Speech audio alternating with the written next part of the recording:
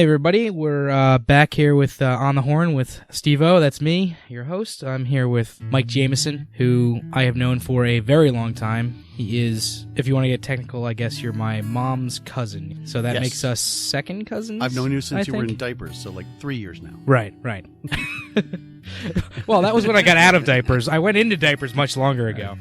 That's true. Yes. So you and I are actually first cousins once removed. Oh, once removed. That's what it was. Mm-hmm. It's not. Yeah, I'm second cousins with your nieces and nephews, nieces or and you're nephews. like or would be.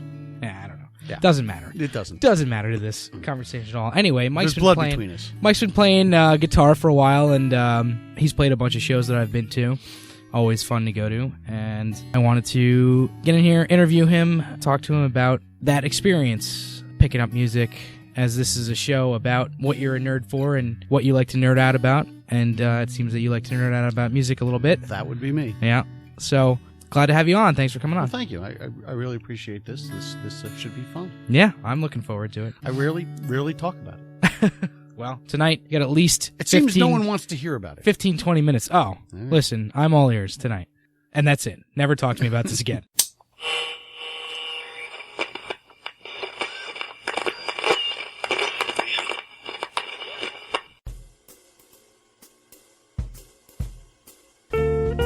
Welcome to On the Horn. I'm Steve-O, your host, and on this show, I will be interviewing some of my favorite nerds about their own particular flavor of nerdiness and the lengths that they go to celebrate it.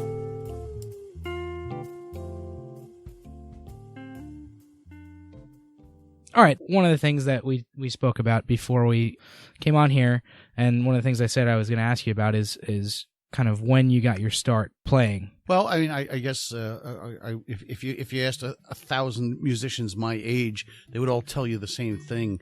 It was like 1967 or something when the Beatles came on TV, right? And we saw thousands of girls screaming, and millions of young men said, "That's what I'm going to do. That's me. That's what I want is thousands of girls screaming."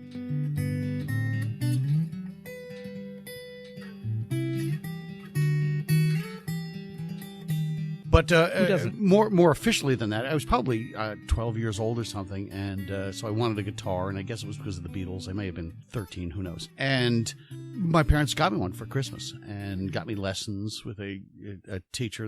Originally they wanted me to play classical guitar because my father bought me the record albums of Andres Segovia and things like that, and guys that were just incredibly not what I wanted to do. But in hindsight, unbelievable musicians. Probably, yeah. But that hindsight comes after many years of poor foresight of your father not trying to make you play those types of songs. Right, as sure. fathers are wont to do. Yeah, exactly. I think that there's a lot of those things that you start doing when you're that age that kind of slip away. Yeah, especially for me. Yeah. Have you kept up with it? Well, yes and no. I for those years I struggled with it. Learning to play the guitar back then was very difficult. There had to be lessons. There was it's absolutely just so much different now. We would put the needle back on the record player 1,000 times trying to listen to somebody playing a solo and try to repeat that or figure out what chords they were playing. And it was really, really difficult. So you struggled. It was very difficult to go from not playing to being any good. And I'll say this, that playing the guitar is more about what's between your ears than what's in your fingers. Mm-hmm. The great guitarists, and I can name a dozen of them, what they were great at was what was in their mind, not what was in their hands. Of course, you had to have that too, because you had to actually make it happen. But it was really what was in between their ears, and so that's kind of where it's a whole lot easier now to do that. I mean, now when I learn a song, I go onto YouTube and look up the tabs, and I still don't do tabs. I'm still old school because tabs actually cheat you out of the nuances of the music. But it's a cheat sheet, and you get along fine with it. There's nothing wrong with it. I just haven't had the need to do that. My ears developed so much that if you just kind of give me a clue, I can make it work. But there's some 12-year-old kid sitting on his bed in his pajamas showing me how to play Hendrix licks. Yeah. You know, so yeah, it's all been a whole lot easier to learn. It was very difficult back then. So, but to get back to your question is how it happened then in high school. You know, my family was always involved in music. My sisters were in the choirs and the elite sort of choirs. My father was, you know, he was a singer. I mean, not professionally so much. There were rumors of him, you know, in bowling alleys in Newark sitting at the piano, you know, crooning. Your father and my grandfather were brothers. Yes. And I keep, like, you know, I remember growing up hearing Pop, my grandfather, just, you know, on Christmas nights, belting out a bunch of songs and things like that. So I think that's Christmas kind of was a big was when we came to realize that all the other families sang too. Yeah, yeah. You know, and that the four brothers all had great voices. And they would sing some ridiculous songs, but they became the family tradition. And what's interesting is that we have a new family tradition. Mm-hmm. I think Pancho and Lefty is probably the family song at this point. You know, living on the road, my friend, gonna keep us free and clean. Now you wear your skin like iron, your breath's as hard as kerosene. You weren't your mama's only boy, but her favorite one it seemed. She began to cry when you said goodbye, sank into your dream. Coming from somebody outside, you know, outside of the family, but Dave we'll let anybody coming in from outside of the family. I mean, he's been in the family for I don't know, longer than I've been alive. Right, I think at this point, we're talking about Dave's, my cousin's husband. Yeah, Dave. And your uncle. My uncle. Right. He's been my uncle my whole life. He was a wonderful musician. Has not really done much professionally, but has certainly taught me a lot. He's far more of a storyteller than I am, which is not an easy thing to do. I think he, if we can go off on the Dave tangent for just a moment, sure. I think he told me one time, or maybe Andrew, his son, told me one time that he started playing guitar because he wanted to sing. He's got a great voice. Right. He's got a great voice. He started playing guitar because he wanted to sing, but he didn't want to find somebody to play guitar for him. Which is why he did not choose the saxophone. Yeah, exactly. He loved the saxophone, but it was very difficult to be a lead singer and saxophone player. Yeah. So he loves all those, like, kind of, well, let's just say he loves all those really sad songs. Yeah, Dave can be brutally depressing with his songs, but they're only depressing because they're well done. And you've taken on one or two of them. Yeah, I don't do them the way Dave does. I can't do them. You give him kind of a little. You give him your own little tweak, and I always appreciate hearing Pancho and Lefty from anybody who's playing it. But you know, you and Dave give it two very unique sounds. Yeah, my overall and I've never been much of a storyteller at all. In fact, you know, I mean, I'm basically a fan of pop music, you know. So when I get together with people who call themselves real musicians, you know, it's always about how obscure you can get, right? You know, and I'm not so sure that's valid. You know, if you know something that's been on the B side of an album that only sold 12 copies, you know, somehow in the musician circles that seems to make you special. But I'm thinking, isn't music to be shared? Isn't music to be fun? Isn't it what people like? I mean, there's nothing wrong with popular music. You know, it's actually popular for a reason, I think. I completely agree. And there's something to be said for pop music. And I think that when I was a little bit younger, actually, I am not a fan of pop music now. I'm not either. But I try to mine it for good stuff. I know there is pop music now, and I think the difference now between the pop music that I'm sort of referring to was when we didn't have a whole lot of choices. So pop music was really something that sort of defined decades. From the 50s, 60s, 70s, and 80s, and maybe even, you know, into the 90s a little bit, where we all had a common thing because there were like 6 radio stations. Right. And that was it. So we all listened to the same thing. Right. It became more popular, and we all sort of had our theme songs. Yeah, it's tough. It's tough for me because I'm not really into pop music now. And I was definitely not into pop music when I was growing up in the 90s and early 2000s. Mm-hmm. But the thing that's interesting to me is now I look back and I'm like, oh, there was really good pop music when I was growing up. It's just that most of it was crap. And I think this might be the same for every generation. You kind of look back at the pop music that you really liked and see all of the good that was there, as opposed to all the bad that kind of just went away. The good there wasn't necessarily in the fact that they were, you know, aesthetically perfect musical things. Right. What they really were popular, and that in itself has value. If you look at Rolling Stone magazine years ago, not too many years ago, maybe 10, did a thing of the top like 100 or maybe it was even 500 rock and roll songs of all time. Yeah. And very, very few of them were ever number one hit songs. Yeah. Because the number one hit songs are sort of the flash in the pan. They're popular, they're cute, they're catchy. People a lot sing of times, them, yeah. but they don't really stand the test of time necessarily. But there's nothing wrong with either one of them. And you and I are sort of opposite in this, where I grew up sort of listening to the popular music and realizing that I had missed all the, less popular music indie that was stuff, going yeah. on, the wonderful, less popular stuff that was going on at the time.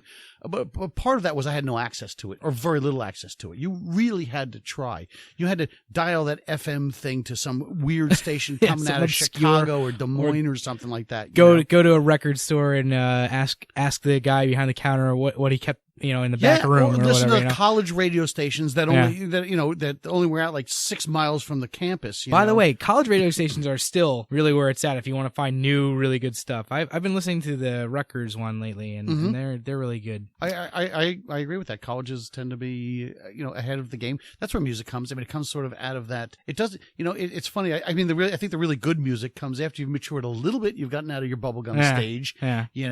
And then you sort of have matured just enough, and you've been exposed to just enough to make some better choices, to delve a little bit deeper. And colleges, seem to do that well. They're not beholden to advertisers. That's the other thing, like nobody can pay to get on. Oh, I guess you probably could if you wanted to, but like it's. Sure, you buy them a drink, they'll play anything. Yeah, exactly. They're gonna play stuff from somebody They're gonna play stuff from somebody they met in the bar last week over, the new Justin Bieber album for sure. Nothing wrong with that. Have you heard that new Justin Bieber album? I haven't. Have you heard of any Justin Bieber album all the way through? I don't think I couldn't even name a song that he does, and yet, I mean, I'm not going to disparage it, because certainly there are people. If thousands of little girls are running around saying that he's wonderful, and he found a way to get all their parents' money. Good for him. Yeah. Well, it can be a business too. I wouldn't know much about that part of it. It is. You have to be cutting edge. You have to be right on the bleeding edge of pop culture to make it a business. Real quick, I just want to throw this in there. Have you learned? I know you play guitar because I've seen you do it a whole ton of times. Do you play any other instruments? Actually, yes, I do. And I actually just wrote down a note as you were saying that, because I wanted to talk about, when I played a little through high school in some bands, and it was a very rewarding experience doing that. Lots of fun stories of being absolutely horrible. And then sort of playing in a wedding band. By the way, that was really cool. But and we should go back to that at some. Is this coming to accordion? I hope it's coming to accordion. Well, no, there is an accordion right behind you. I don't know if you noticed that. Oh my God, I didn't even notice it. There is an accordion it's in the right room. There. Yes, but I don't play it much at all. Just look at it. Well, I did play the accordion in the wedding band, but actually there was a guy who played the accordion phenomenally. And by the way, the accordion is an incredible instrument. It is a really fun instrument to listen to. It's a wonderful instrument. It's used in a lot of modern recordings. It was used in a lot of older recordings. It just has a wonderful sound. But I really don't play it. But the guy who did play the accordion, because I do play the piano, would lie on his back on the piano bench and and do the buttons part. And the squeezing while I would manipulate the keys, just because we were crazy. But in my best rock band, I think that I was ever in, because mostly I've been a solo artist. But the best rock band I was a band called Paradise. So Paradise was really was my favorite band, and really the only really good rock band that I was in. It was a 4-piece band, and you had originally asked if I played other instruments. And actually, I was the keyboard player. The band was made up of people that I'd worked with. The bass player was a guy I had worked with for many years through high school. Was one of my best friends, and he and I were in a band together. I think we were called Subtle Persuasion. Yeah. Okay. Yeah. Sounds very 70s. Don't judge. Yeah. It was. It was very, very 70s. And the other two were this incredible guitarist, and I grew up. She was actually in one of the bands that I idolized, sort of growing up. Although she's only a couple years older than me, but a fantastic guitarist named Pat DeMuro, and she was the drummer in the band, and a guy who came to be very good friends. We're still good friends to this day. Bob Jenkins was the lead guitar player, and he's still a great guitar player. So there were it was like just a lot of talent. And this is your super group. This was our super group. It really was. There were four of us, and yet she had never played drums before, and I'd never played keyboards before. And I played piano a little bit. There was always one in our house, so I knew, but I worked hard to become the piano player. And the piano player in a rock band really isn't. He doesn't need to be the virtuoso. I mean, right. If you name famous piano players in rock bands, there's basically two, and there's Elton John and Billy Joel. Yeah, and that's it. Keyboardists, there's a whole lot, more than that. You can go with your Rick Wakemans or your Keith Emersons, who were absolutely phenomenal, and I'm sure there were dozens of others, and I don't want to leave anybody out, but I'm not going to include them. But so that was really a great band, and I played keyboards. I mean, I had a Fender Rhodes piano and some kind of weird synthesizer, and I'm playing it, and I really got to be fairly good at it. Mm-hmm. So that was a lot of fun. That's the answer. And other instruments, I play a little bit of the ukulele. My cousin Jeff, about 2 years ago, came back from Hawaii with a ukulele, and I said, "Can you leave it with me for the weekend?" And he did, and I learned to play it. Yeah, your cousin, my uncle. Yes. Yeah, I actually think that Christmas you came by and played some ukulele. It's a wonderful instrument. I think it was either George Harrison or John Lennon who said, "Never go anywhere without a ukulele."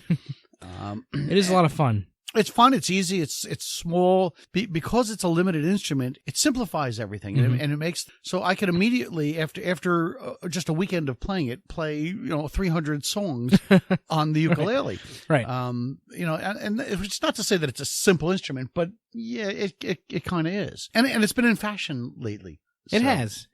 There's a lot of. Right after Bowie died, I watched 10 different people play Space Odyssey on ukulele. Really? So yeah, there's a bunch of those floating around on YouTube. So there's a wonderful if you want to look up I think wonderful ukulele thing at the end of the concert for George, which was when George Harrison of the Beatles died. It's a young audience. I have to say George Harrison of the Beatles. So at the end of it, there's a guy named Joe Brown who's a longtime sort of British personality, singer, writer, composer, who plays "I'll See You in My Dreams" as confetti comes down, and everybody who played in this wonderful concert is out there, and it's the end of the thing, and he plays it on ukulele. It's really wonderful. Wow. Yeah, You can go to YouTube and see me playing it as well. I have my own version of "I'll See You in My Dreams" on YouTube. We'll put up the link on the page so you can all check it out. Yes. Here's something that I had for you, kind of planned out. Close your eyes and picture your ideal crowd that you're playing to. Like you can picture anything: huge crowd, huge sold out stadium, tiny little bar, whatever you want. Who do you want to be playing for? What do you want? Who do you want in your crowd? Well, I mean, a lot of that is the crowds that I do get. It's friends and family. A lot of what I do because it creates a little bit of a party. For the last, 5, 6, 7 years, I've gotten together. In fact, I played, was it last Saturday night? And it was packed and everybody in the place was either a friend or a friend of a friend or family. And a lot of these people don't see each other. It's an excuse for people sort of to get together. I mean, that's, I think, for where I am, that's the ideal crowd. I mean, if I were, being in a fantasy, I would, be in Madison Square Garden, right. Out on the edge of the stage with thousands of people with their arms all raised, cheering in adulation. But even when I close my eyes, I can't really quite picture me there. And I have to say that part of it is because it's a give and take really, really process. I mean, I'm up there, I'm working my ass off, I'm playing a lot of songs, I practice a lot, I practice really hard, but I get it back. I really do. Again, your Uncle Jeff and his wife Sue have been incredible supporters, and the rest of the family, have really been. Your mom comes out, and your mom actually sits in the back of the room and knows words to songs that I don't even know, and I'm singing them. And so I can always count on this wide range of people. And then, there's all of my sort of nieces, nephews, and actually more first cousins once removed. Yeah. That come and they get the music. Yeah. So that's really what's fun for me. I do love going to those, not only to hear you play, which is awesome and the reason that I go, but also to see everybody there. It's kind of it's kind of interesting. I do too. All the disparate parts of our family kind of come together. Anybody who's in New Jersey or around the area. A couple of years ago, I was playing at Redwoods in Chester, and my cousin Nancy was there, and in strolls my uncle Dick, and I realized. And he doesn't see her, she doesn't see him. They're at opposite sides of the bar, sitting down. And I realized that they probably had not seen each other in years. It ended up they hadn't seen her in like almost 20 years since, not 20 years, maybe 15 years since her wedding. Yeah. And it's those kinds of things. People from college came out, to see me that hadn't seen each other in many, many years. So that was sort of, being sort of the reason people are out there. Now, they're not listening to the music all that much. Right. And that's fine. I mean, yeah, I am. Yeah, well, I try to. I go in and out sometimes. There's always somebody. There's always somebody. As you stand on stage, you find the people in the audience. Find somebody who's latched on. When you come up and you look, and I make eye contact because, we're sharing this, And I find somebody almost on every song. If I don't play the song again. And you're like, this song's done anyway. Yeah. Yeah, I don't know. There's always something going on at those things. So, while I do go to see you play, I do go to go listen to the music. There are other times that I kind of get turned around or I'm talking to my grandfather pop up or Uncle Jeff or any number of other people whose names I may be too drunk to remember at that point, right. At that point in the night. But people that I've kind of run into throughout my entire life, which is kind of always the cool thing about going to those. Yeah, and it's what I like about music, and I think if I have any thoughts on what music would be today, it seems to be far, and basically because of the way our lives are, because it's been more personalized. Mm-hmm. Singers, I think, sing a lot more about themselves. It's a lot more introspective. It's a little sadder, I think, and there isn't so much of a coming together with music. Although that I'm not saying it doesn't exist, but I see a lot of that. We've been divided up by the ability to divide us up by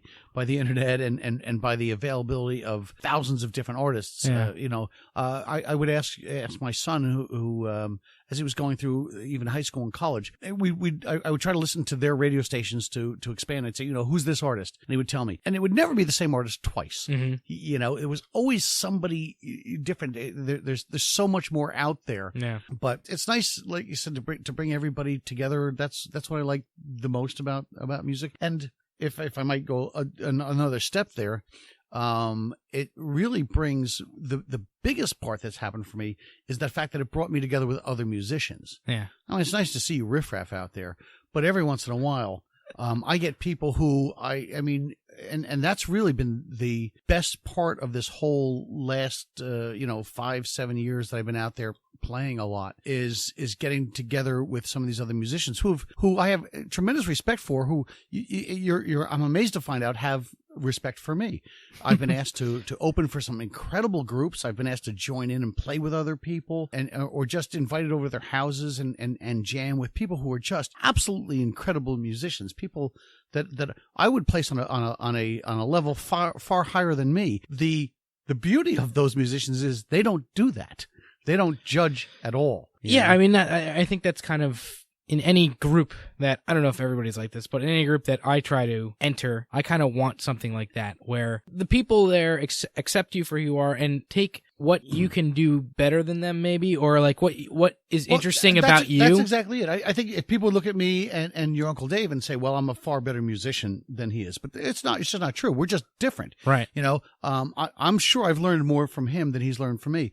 But there are guys, there's a guy named Vern Warte. I'm playing with Vern and Nancy McCauley. I'm playing with them on Saturday night, and they're just incredible musicians. Mm-hmm. And they asked me to come in and play with them. I'm thrilled. I play a lot with Citizens Band Radio. If you haven't seen Citizens Band Radio, They are an incredible band. They open for major acts all around the country. They are very good. I've seen them twice now. And they're just so, and the nicest, absolutely the nicest people, and they welcome you in, and they help you. I've been invited to their homes. I've been invited on stage with them. It's just amazing how the bigger they are, the kinder they are, and the more willing they are to support other people. Yeah. I guess a lot of them knew, remember where they were at some point. Right. Right. I mean, nobody makes it big all at once. It's kind of, they must have had somebody that kind of helped them out and like helped them up. And I'm sure they look at it in kind of the same way. Like in terms of, I don't know anything.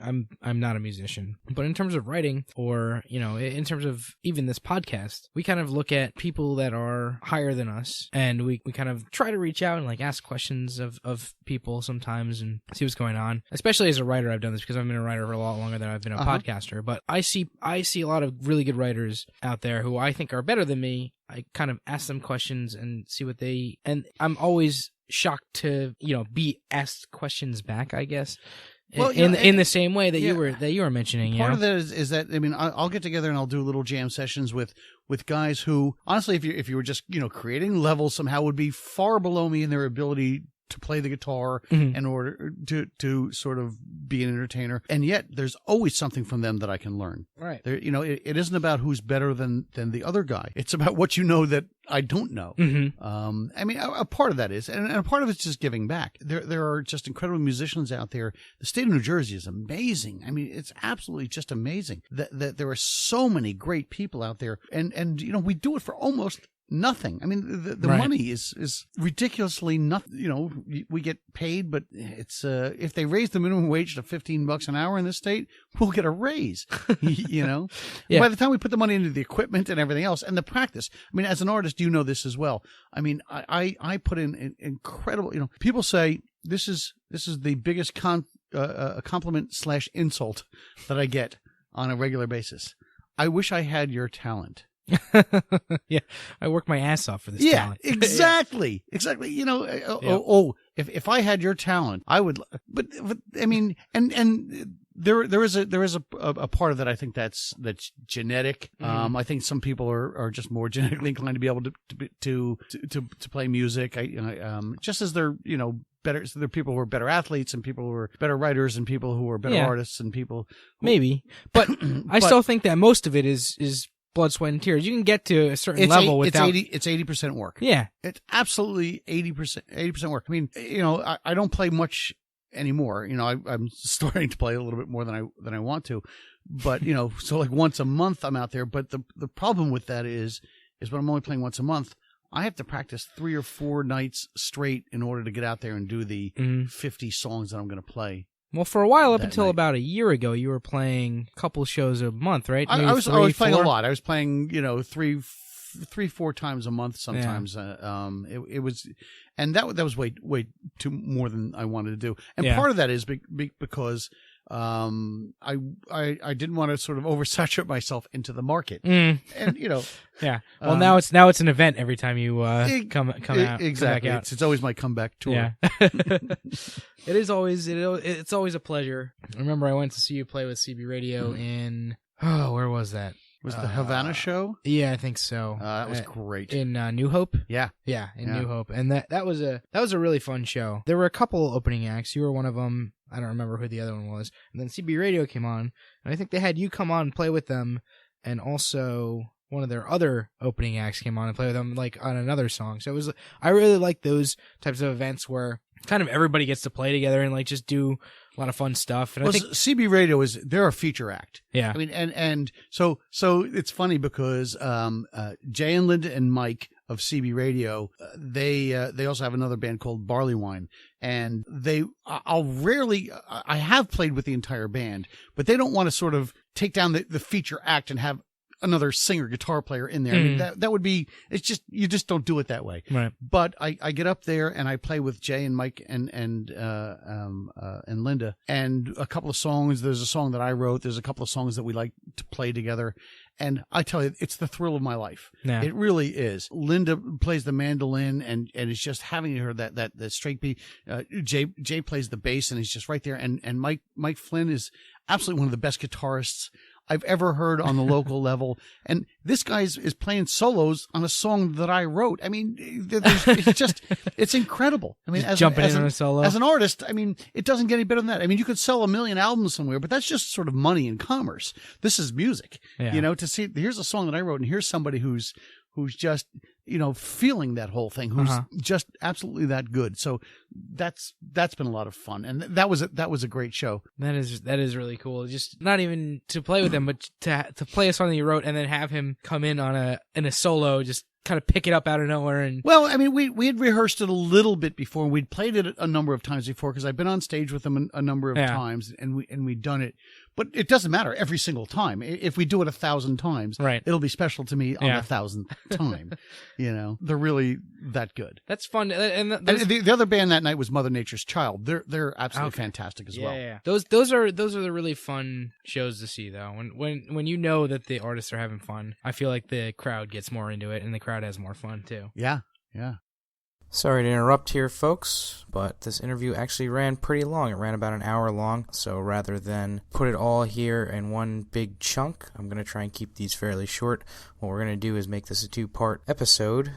This will be the end of part 1, and then part 2 will be coming out next month. I am going to play another song that Mike was kind enough to send me. This one, upcoming, and the rest of the interlude songs that you've heard outside of the intro and the outro during this episode have been kindly provided by my great guest, Mike Jamieson. So enjoy the rest of the episode, and we'll see you next month on the Horn.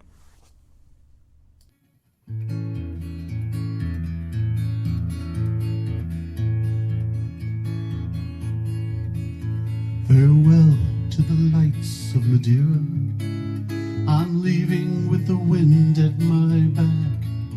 Tell all of my friends in Dos Palos I'm gone, but I'll be circling back.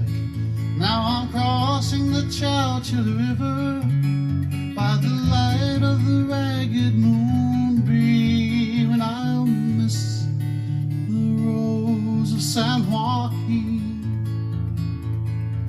I'll miss the sun on the Sierra Nevadas, adobe moon on the rise, shining down on my love in Madeira, shining into her dark Spanish eyes. Oh, she taught me those Mexican love songs, Volver, Volver in my dreams, and I'll miss the rose of San Joaquin, caught somewhere between the road and the rose of San Joaquin. Her dark hair fell on the blanket, in the tall grass wee with the dew, making love through the night and by the river. Magdalene, how my heart cries for you. All alone on this highway of darkness, you are the light of my dreams, and I'll miss the rose of San Joaquin, caught somewhere between the road and the rose of San Joaquin.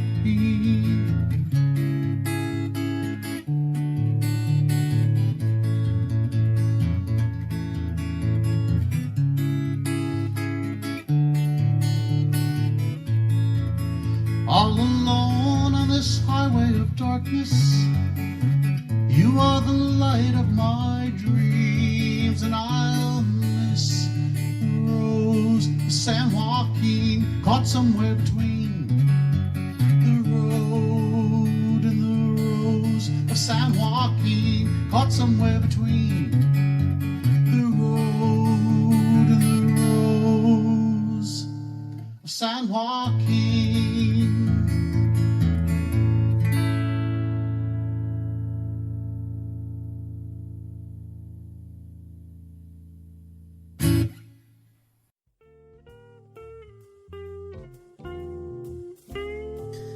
This has been On the Horn with Steve-O. Editing by Stephen Ramosi. Music by Christopher Morgan. And I'll talk to you next time.